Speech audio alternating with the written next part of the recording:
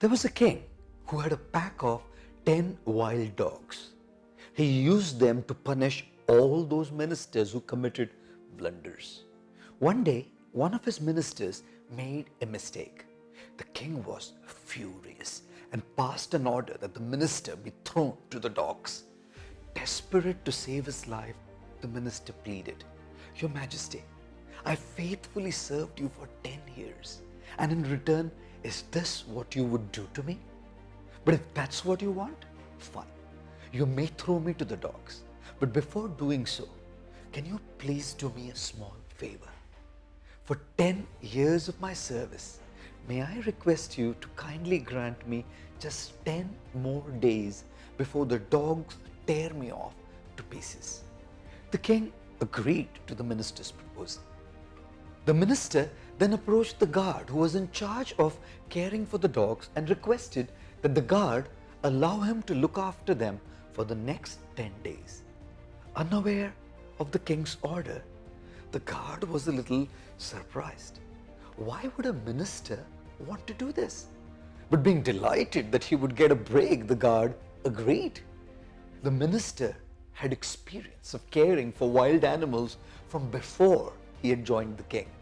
And so, for the next 10 days, he served the dogs with great love and attention, feeding them, bathing them, cleaning for them, and making them feel very comfortable. After the 10 days were over, the king ordered that the minister be now thrown to the dogs. When it was done, to the king's and everyone else's amazement, the dogs started licking the feet of the minister. Being baffled by what was happening, the king asked, "What has happened to these dogs? Why don't they attack and kill this minister?" Before anyone could say a word, the minister instantly replied to the king, "Your Highness, I served the dogs only for 10 days, and even in such a short term of service, they did not forget what I did for them. Yet, I served you for 10 years, and you very conveniently and easily forgot all that I did for you just because of one mistake that I made in all these years."